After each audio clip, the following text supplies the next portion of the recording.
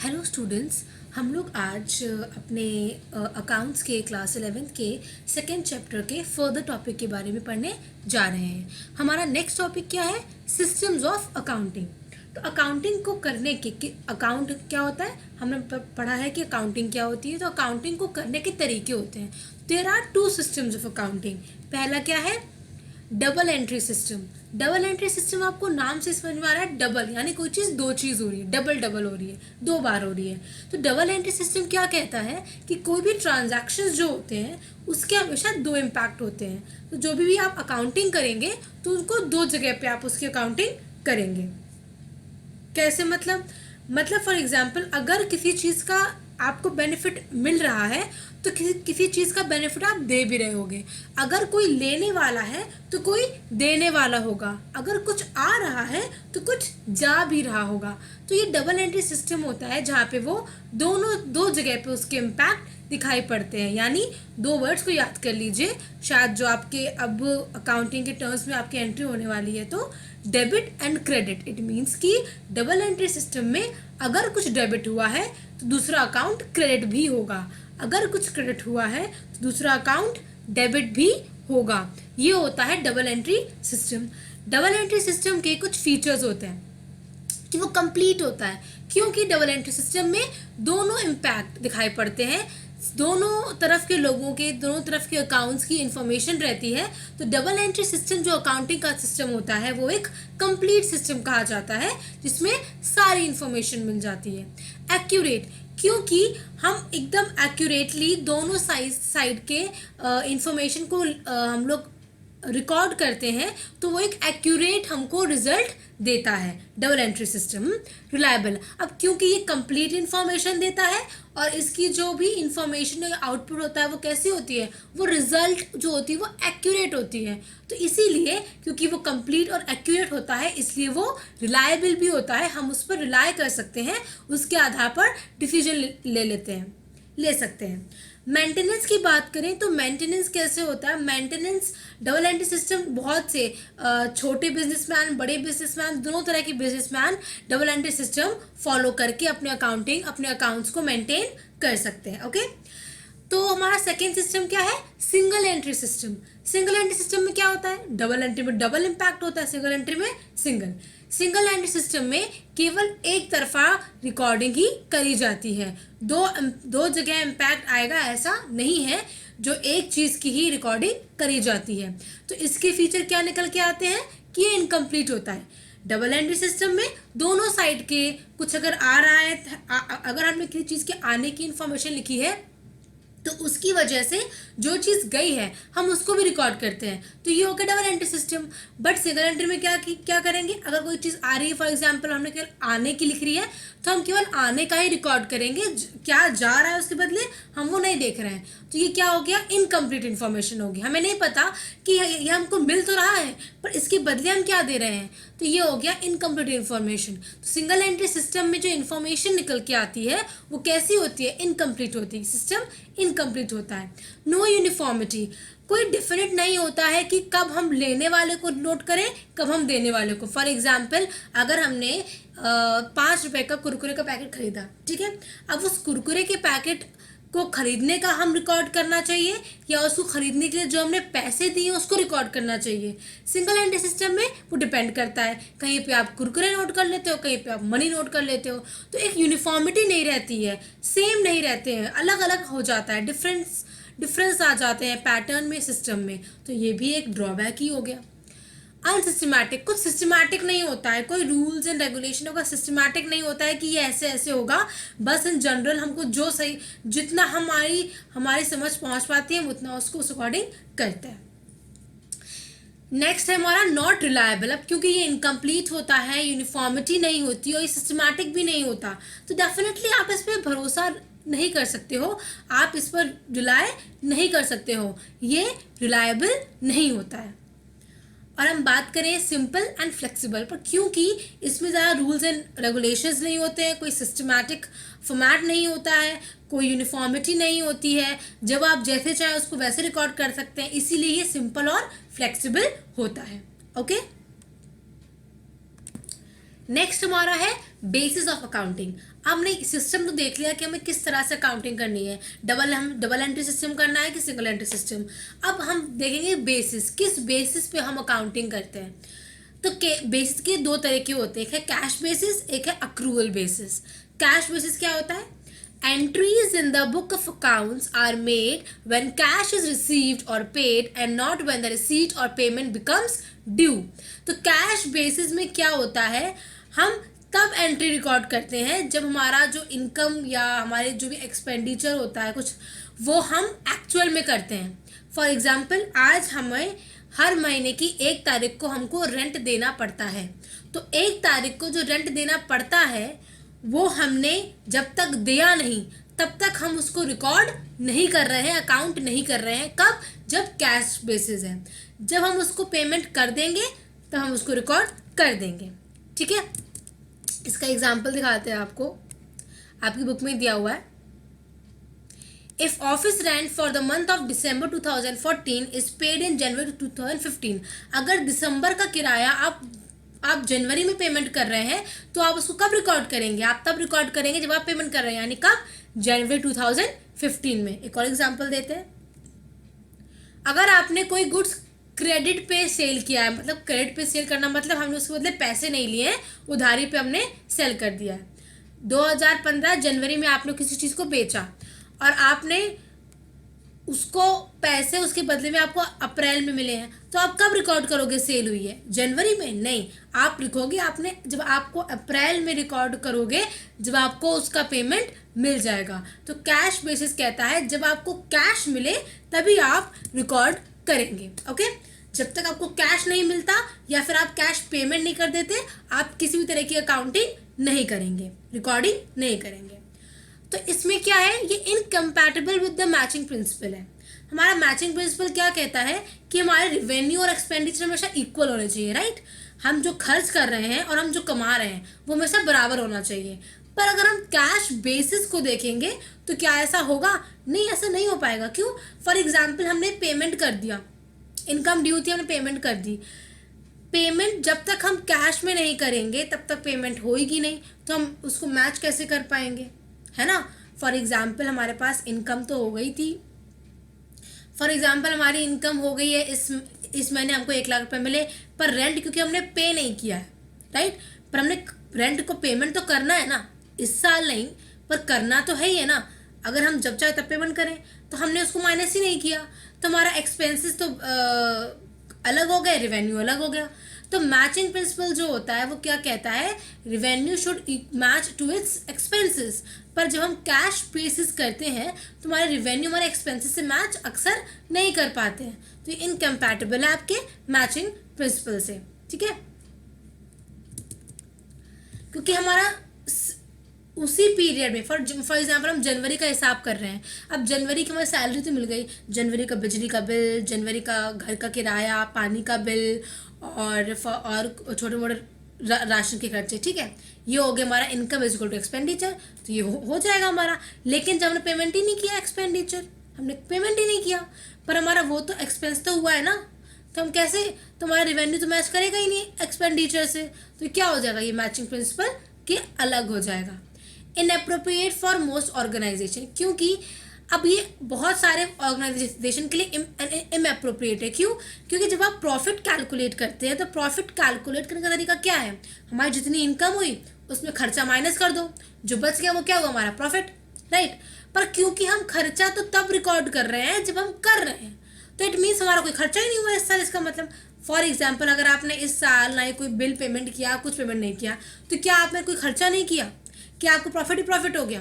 क्या 1 लाख जो आपको सैलरी मिली वो 1 लाख की 1 लाख आपकी प्रॉफिट हो गई? नहीं हुई ना।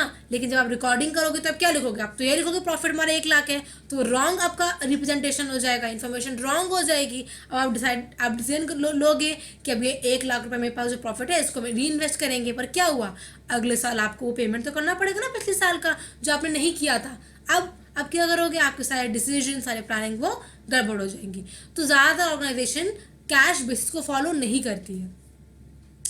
अक्रूवल क्या कहता है, अब अक्रूवल बेसिस, अक्रूड का मतलब समझ लीजिए, अक्रूवल का मतलब जो चीज़ का होना हो गया है पर हुआ नहीं है, फॉर एग्जाम्पल, आपकी सैलरी ड्यू हो गई है पर मिली नहीं है, इट मीन्स अक्रूड है। एक होता है एडवांस, हमको मिलना नहीं चाहिए था पर मिल गया, कोई चीज़ हमको मिलनी नहीं चाहिए थी पर मिल गई, या हमको देनी नहीं थी हमने दे दी, तो वो हो गया एडवांस। अक्रूड क्या होता है, हमें कोई चीज़ मिलनी चाहिए थी पर हमने दी नहीं, है ना, हमें कोई चीज़ मिलनी चाहिए थी पर हमें मिली नहीं, वो क्या हो गया अक्रूड। तो कोई चीज़ जो हमको मिलनी चाहिए थी पर मिली नहीं, वो क्या हो जाता है अक्रूड। ठीक है, तो revenue and cost are recognise in the period in which they occur rather than when they are paid. तो अक्रूअल बेसिस क्या कहता है, तुमने पेमेंट किया हो नहीं किया हो, तुम्हें पेमेंट मिला हो या ना मिला हो, अगर वो खर्चा उस साल में उत्पन्न हुआ है, ठीक है, अगर वो खर्चा प्रोड्यूस हुआ है फॉर एग्जाम्पल, या इनकम जनरेट हुई है, तो आपको उस साल उसको रिकॉर्ड करना पड़ेगा। मतलब आपको पैसा कैश मिला हो चाहे ना मिला हो, अगर आपसे कंपनी ने बोला आपको हर महीने आपकी सैलरी 10,000 रुपये है, ठीक है, हर महीने 10,000 रुपये मिलेगी, ठीक, लेकिन किसी कारणवश आपको इस महीने नहीं मिल पाई, अगले महीने नहीं मिल पाई, उसके अगले महीने नहीं मिल पाई, तो क्या आपकी कोई इनकम नहीं है, क्या आपकी इनकम ज़ीरो है। अगर आप कैश बेसिस की बात करेंगे तो बोलेगा हाँ इनकम ज़ीरो है, बट अब अक्रूवल बेसिस की बात करेंगे बोलेगा नहीं, 30,000 मेरी इनकम अभी तक हो चुकी है, मिली हो चाहे ना मिली हो, क्योंकि वो अक्रू हो गई है, क्योंकि मुझे मिल जानी चाहिए, मिली नहीं, मिल जानी चाहिए, इसलिए वो क्या हो गई, वो हमारी अक्रूवल बेसिस की इनकम हो गई। तो रेवेन्यू और कॉस्ट जिस पीरियड में वो जनरेट होते हैं उसी पीरियड में उसको रिकॉर्ड करना चाहिए, चाहे वो आपने पेमेंट किया हो या ना किया हो, चाहे उसके बदले आपको पैसे मिले हो या ना मिले हो। तो अगर आप सीधे नाम से भी जाएंगे तो कैश बेसिस मतलब मनी, जब तक मनी इन्वॉल्व नहीं होगा, असली के नोट इन्वॉल्व नहीं होंगे, तब तक हम रिकॉर्डिंग नहीं करेंगे। अक्रूवल कहता है नोट इन्वॉल्व हो ना हो, आपने कैश को पेमेंट करा हो या नहीं किया हो, अगर वो खर्चा आपके सर पर आ गया तो वो खर्चा खर्चा माना जाएगा। अगर आपके नाम पर लिख के आ गया कि आपको इतनी इनकम हुई, तो आपको वो रिकॉर्ड करनी है, ठीक है। तो ये बहुत क्या ये मोर अप्रोप्रिएट बेसिस है। अगर हम कैश बेसिस से कंपेयर करें तो अक्रूवल बेसिस मोर अप्रोप्रिएट है, क्यों, बिकॉज प्रॉफिट इजीली कैलकुलेट हो जाता है कि कितनी हमारी इस साल की कितनी हमारी इनकम है, इस साल का कितना खर्चा है, उनको आप माइनस कर देंगे, आप इजीली प्रॉफिट निकाल लेंगे, और कुछ उसमें गलत प्रॉफिट या गलत अमाउंट निकल के नहीं आएगा। ओके, सो नाउ नेक्स्ट हमारा टॉपिक है अकाउंटिंग स्टैंडर्ड्स। अकाउंटिंग स्टैंडर्ड्स क्या होते हैं, तो पहले हम डेफिनेशन पढ़ते हैं। Return policy documents covering the aspects of recognition, measurement, treatment, presentation and disclosure of accounting transactions in financial statements. Accounting standard क्या है, एक रिटन पॉलिसी डॉक्यूमेंट है, मतलब एक पॉलिसी है जिसको लिख के एक डॉक्यूमेंट की तरह प्रेजेंट किया गया है। उसमें क्या क्या लिखा हुआ, वो क्या क्या बताता है डॉक्यूमेंट। पहली चीज़ रिकॉग्निशन, हम कैसे रिकॉग्नाइज करेंगे फाइनेंशियल ट्रांजैक्शंस को, या फाइनेंशियल स्टेटमेंट्स में हम कैसे रिकॉग्नाइज करेंगे, कैसे हम पहचानेंगे कि ये ट्रांजैक्शंस फाइनेंशियल है या नहीं है, रेलिवेंट है या नहीं है। उसके बाद मेजर, फिर हम मेजर करेंगे कि क्या उनकी इंपॉर्टेंस है, हम कैसे उसको मेजर करेंगे, क्या हम उसकी कितना वो हमारे काम का है, कितना ऐसा उसका काम का नहीं है, हम उसे किस तरह से मेजर करना चाहिए, ये इस डॉक्यूमेंट में लिखा हुआ है। फिर है ट्रीटमेंट, हम क्या ट्रीटमेंट करेंगे उसके साथ, उसको हमको रिकॉर्ड करना है नहीं रिकॉर्ड करना है, अगर रिकॉर्ड करेंगे तो किस तरह लिखेंगे, कहाँ पे रिकॉर्ड करना है, ये हो गया हमारा treatment.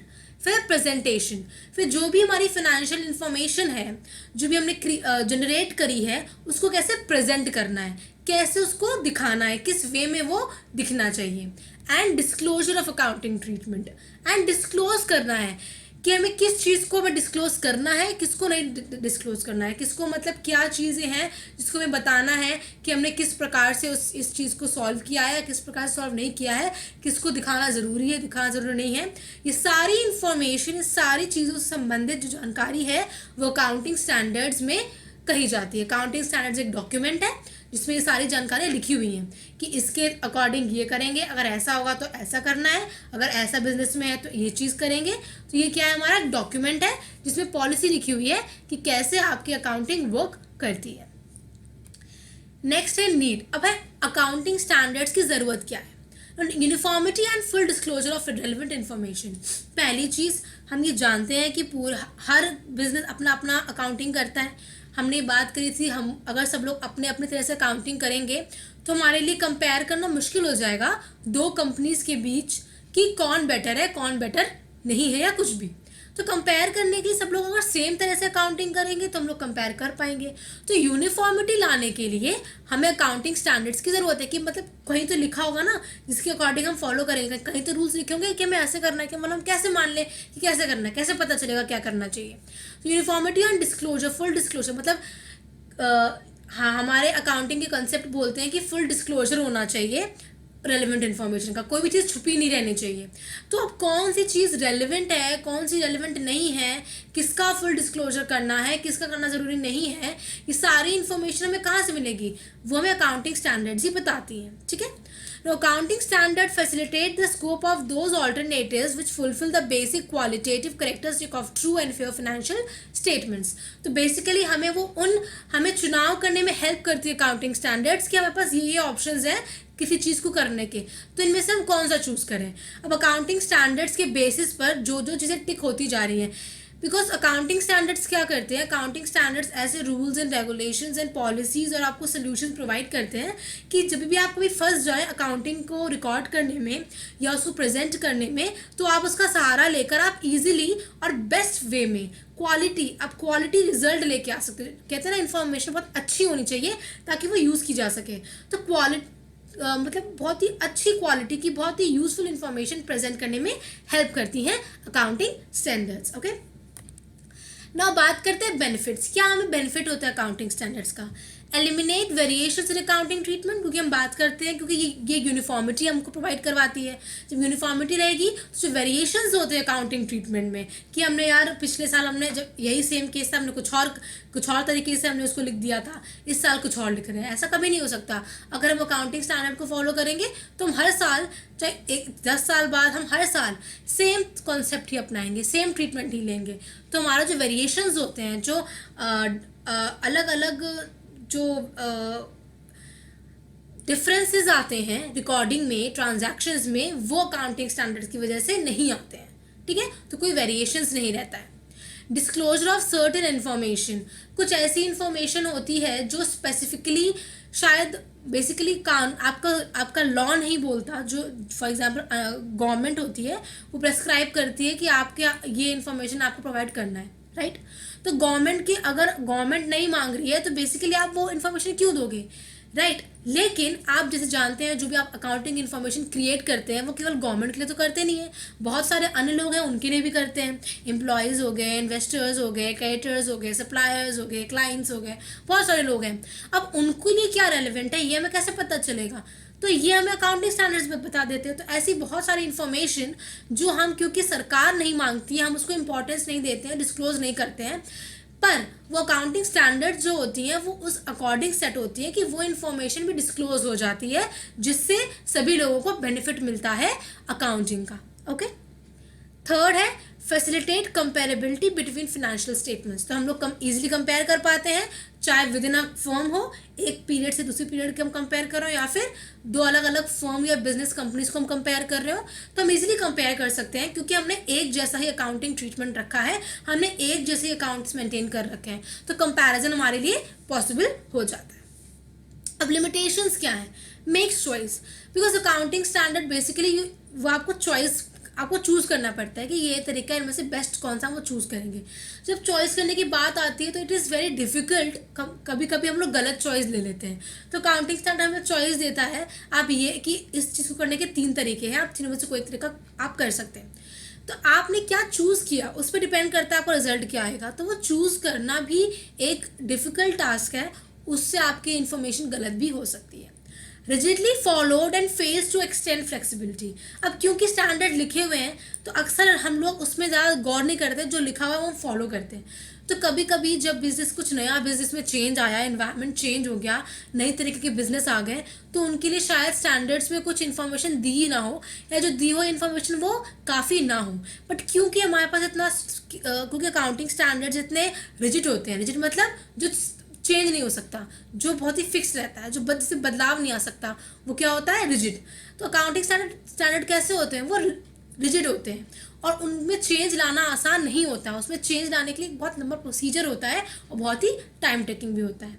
Can not override the statue, मतलब अकाउंटिंग स्टैंडर्ड्स कितना भी रूल्स रेगुलेट वो कर ले, लेकिन वो कानून या लॉ के बाहर नहीं जा सकता। ठीक है, जो लीगल एडवाइजरी है, जो लीगली जो कहा गया है, जो लीगल कानून कहता है, उसके उससे बाहर निकलकर नियम नहीं बना सकता अकाउंटिंग स्टैंडर्ड्स। तो कहीं ना कहीं वो एक प्रतिबंधित है, वो एक लिमिटेड है, वो फ्री नहीं है कि रूल्स बना सके। अगर आपके इस देश में जो आपकी गवर्नमेंट है या जो आपके लॉज फॉलो हो रहे हैं, जो स्टैट्यू है, जो कानून है, वो अगर इस चीज़ को गलत, वो आपको आज़ादी नहीं दे रहा है अकाउंटिंग स्टैंडर्ड्स को बढ़ाने के लिए, बेटर करने के लिए, तो वो स्टैंडर्ड्स बेटर नहीं हो पाते हैं, जिससे क्या होता है, बहुत ही नुकसान हो सकता है। ओके, अब नेक्स्ट जो हमारा टॉपिक है वो है इंटरनेशनल फाइनेंशियल रिपोर्टिंग सिस्टम। इसके पहले आपके बुक में डिफरेंट डिफरेंट अकाउंटिंग स्टैंडर्ड्स के क्या यूज़ हैं, कौन कौन से कंपनीज़ हैं जो अकाउंटिंग स्टैंडर्ड्स का यूज़ कर सकती हैं और क्या क्या उनके यूजेज हैं, वो आपको दिए हुए हैं, जो कि आप रीड कर सकते हैं। आप रीड करेंगे उस PDF से और आपको उसका हेल्प मिल जाएगी। उसके बाद एक जो बहुत इंपॉर्टेंट है वो है इंटरनेशनल फाइनेंशियल रिपोर्टिंग सिस्टम, जिसको बोलते हैं IFRS। IFRS क्या है? देखिए, अभी तक हम जो बात कर रहे थे अकाउंटिंग स्टैंडर्ड सब चीज़ों की, हम एक देश के अंदर की बात कर रहे हैं। हमारे कंट्री के अंदर हमारी कंपनी चलती है और हम लोग की अलग अलग कंपनीज हैं, उनके अकाउंटिंग सिस्टम अगर सेम रहेंगे तो हम लोग कंपेयर कर सकते हैं। पर जैसे जैसे इकोनॉमी में चेंज आया, हम लोग ग्लोबलाइजेशन आया, हमारी जो जो कंट्रीज़ हैं बेसिकली एक दूसरे से आप एक्सपोर्ट इंपोर्ट करने लगे, आपकी कंपनी बढ़ गई, एक जो कंपनी थी वो मल्टीनेशनल कंपनी हो गई, वो एक देश में नहीं कई देशों में वर्क करने लगी। अब अगर हम किसी और देश में काम करते हैं, हर देश के अपने नियम होते हैं, हर देश के अपने कानून होते हैं, तो हमें उनकी नियम कानून के अकॉर्डिंग काम करना पड़ेगा। तो किसी भी कंपनी के लिए अगर उसको अपने अकाउंट्स मेंटेन करने हैं, तो अगर फॉर एग्जांपल उसका एक कंपनी इंडिया में है, एक यूनाइटेड स्टेट्स ऑफ अमेरिका में है, एक चाइना में है, एक सऊदी अरेबिया में है और एक अफ्रीका में है, तो उसको हर कंट्री के लिए अलग अलग अपना अकाउंट्स मेंटेन करना पड़ेगा। फाइन। और क्योंकि आप की कंपनी, आप एक ही कंपनी के अलग अलग, देखो रूल्स क्या कहते हैं, एक पेरेंट कंपनी होती है, उसके बहुत सारी ब्रांचेस होती हैं जो अलग अलग देशों में होती हैं। आपके अलग अलग देशों की ब्रांचेस पेरेंट कंपनीज के साथ आप एक साथ अपना फाइनेंशियल स्टेटमेंट आप दिखाते हैं कहीं ना कहीं। तो जब आप दिखाएंगे तो आपका तरीका एक होना चाहिए, अलग अलग नहीं हो सकता। पर क्योंकि ये अलग अलग कंट्री में है, तो हम जब इंडिविजुअली बनाएंगे तो हम अलग बनाएंगे। अब क्योंकि जो मेन हमारा हेड है वो इंडिया में है, सब कुछ इंडिया के अकॉर्डिंग बनाएंगे, तो हमको डबल डबल ट्रिपल ट्रिपल काम करना पड़ेगा। मतलब एक ही फाइनेंशियल स्टेटमेंट को यूनाइटेड स्टेट्स के अकॉर्डिंग, इंडिया के अकॉर्डिंग, अफ्रीका के अकॉर्डिंग, सऊदी अरेबिया के अकॉर्डिंग, चाइना के अकॉर्डिंग, सबके अकॉर्डिंग मेंटेन करना पड़ेगा। तो ये बहुत ही डिफिकल्ट टास्क है, टाइम कंज्यूमिंग है और एक्सपेंसिव भी है। और साथ ही साथ कंपेयर करने में कितना मुश्किल हो जाएगा कि अलग अलग देश में हम कैसे कंपेयर करें कि इसने कितना प्रॉफिट कमाया, क्या बेनिफिट हुआ, क्या नहीं हुआ। तो इसलिए जब ये प्रॉब्लम्स जनरेट होने लगी कि कैसे अलग अलग देश में एक कंपनी के जो अलग अलग देश में उसके बिजनेस चल रहे हैं, वो कैसे अपने बिजनेस चलाएगी और कैसे वो कंट्री हमें एक्सेप्ट कर पाएगी हमारी कंपनी को, उसके लिए एक सिस्टम लेके आया गया, वो था इंटरनेशनल फाइनेंशियल रिपोर्टिंग सिस्टम। इसमें क्या था, इसमें वो रूल्स एंड रेगुलेशंस थे जो इंटरनेशनली फॉलो होते थे। मतलब पूरा वर्ल्ड IFRS के अकॉर्डिंग अकाउंटिंग करेगा। जब पूरा वर्ल्ड IFRS के अकॉर्डिंग अकाउंटिंग करेगा, तो फिर आप किसी भी कंपनी में, किसी भी कंट्री में अपनी कंपनी खोलें, कोई फ़र्क नहीं पड़ता, चाहे इंडिया में आप अकाउंटिंग करे हो, चाहे यूनाइटेड स्टेट्स में करे हो, अगर आपका लिखने का तरीका, उसको अकाउंटिंग करने का तरीका सेम है, रूल्स सेम है, तो क्या कोई दिक्कत आएगी? कोई दिक्कत नहीं आएगी। तो ये रूल्स क्या है? International financial reporting system. अब इसकी नीड इसीलिए भी क्या हेल्प करता है कि IFRS helps to prevent material manipulation और एरर्स इन फाइनेंशियल स्टेटमेंट्स। तो जब एक देश से दूसरे देश में कुछ कुछ चीज़ें जब अलग अलग होती हैं, डिफरेंसेस रहते हैं, तो कभी कभार हम घोटाला जानबूझ के भी कर सकते हैं और गलती से भी हमसे मिस्टेक्स हो सकती हैं चीज़ों को डिस्क्लोज करने में। हो सकता है मेरी कंट्री में जो डिस्क्लोज करना इंपॉर्टेंट ना हो, किसी और कंट्री में वो बहुत मटेरियल हो। हमारे कंट्री में टैक्स केवल 20% है, वहाँ पे 30% हो। तो ये सारी चीज़ें हमारे प्रॉफिट को, हमारे बिजनेस को, हमारे अकाउंटिंग सिस्टम को इम्पैक्ट करेंगी। जब वो इम्पैक्ट करेंगी तो कहीं ना कहीं हम फ्रॉड कर सकते हैं या फिर हमसे गलतियाँ हो सकती हैं। पर जब हम IFRS को फॉलो करेंगे तो कोई गलती ऐसी नहीं होगी, चाहे किसी भी कंट्री में हो, हम गलती नहीं कर देंगे। हम गलती से यूनाइटेड स्टेट्स के रूल्स इंडिया में नहीं लगा देंगे, हम गलती से इंडिया के रूल सऊदी अरेबिया में नहीं लगा देंगे। सेकेंड है IFRS helps in global harmonisation. Global harmonisation because globally acceptable है, पूरे विश्व में ये फॉलो होता है, तो बहुत ही इजीली आप बिजनेस कर सकते हो। किसी भी तरह के झगड़ा या किसी भी तरह का कन्फ्लिक्ट अकर नहीं हो सकता। आप हार्मनी में, पीस में मिलजुल कर आप अच्छे से बिजनेस आप क्रिएट कर सकते हो। ठीक है।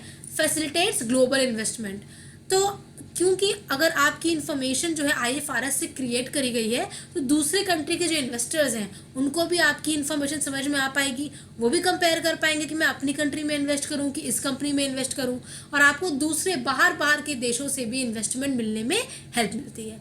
तो ये है आपका इंटरनेशनल फाइनेंशियल रिपोर्टिंग सिस्टम। आपके चैप्टर पे आते हैं, हमने ऑलमोस्ट कवर कर लिया है। लिमिटेशंस हो गए हैं। एप्लीकेबिलिटी ऑफ अकाउंटिंग स्टैंडर्ड्स आप देख सकते हैं कि कौन कौन से सोल प्रोप्राइटरशिप, ये बहुत सारे फॉर्म्स ऑफ बिजनेसेस हैं जहाँ पे इसका यूज़ होता है। ये IFRS के बारे में दिया हुआ है इस पैराग्राफ में। IFRS क्या होता है आप रीड कर सकते हैं। ये नीड ऑफ IFRS है जिसको हमने शॉर्ट फॉर्म में करके दे रखा है। ये टेबल है जिसमें वेरियस अकाउंटिंग स्टैंडर्ड्स आपको दिए हुए हैं, जो कि पहला accounting standard Indian accounting standard 1 क्या कहता है, प्रेजेंटेशन ऑफ फाइनेंशियल स्टेटमेंट्स। 2 कहता है इन्वेंट्रीज के बारे में, मतलब अगर आपको इन्वेंट्रीज से रिलेटेड कोई इन्फॉर्मेशन चाहिए तो आप क्या कौन सा अकाउंटिंग स्टैंडर्ड देखोगे, accounting standard 2। 7 is for cash flow statement. तो ये सारी चीज़ें हैं, ये आपको बेसिकली एक बुक समझ लीजिए है, जहाँ पे अगर आपको जो भी इन्फॉर्मेशन चाहिए, आपको पॉलिसीज़ देखने कि हम कौन सी पॉलिसीज़ अपनाएं, क्या क्या ऑप्शंस हैं पॉलिसीज़ के लिए, क्या क्या रूल दे रखे हैं, तो आप अकाउंटिंग स्टैंडर्ड 8 खोलेंगे आप अपना अकाउंटिंग स्टैंडर्ड इंडिया के, तो आपको मिल जाएंगे सारी पॉलिसीज़, कौन कौन सी पॉलिसीज़ है, किसका क्या यूजेस है, किसकी क्या लीगल रिक्वायरमेंट्स है, किसकी क्या इन्फॉर्मेशन नीडेड है। ओके, तो ये आपके टोटल बहुत सारे हैं नंबर में। तो यहाँ पे आपका ये सेकेंड पार्ट भी आपका कंप्लीट होता है। नेक्स्ट पार्ट में हम लोग पढ़ेंगे गुड्स एंड सर्विसेज टैक्स। आप कोशिश करिएगा आप एक बार रीड कर लें और उसके बाद हमारा ये चैप्टर भी कंप्लीट हो जाएगा। ओके, सो इस बीच पेज नंबर 38 तक जो भी क्वेश्चंस आएंगे आपके जो भी हैं अंडरस्टैंडिंग के लिए मिड में, वो आपको सॉल्व करने ही करने हैं। Okay, thank you students.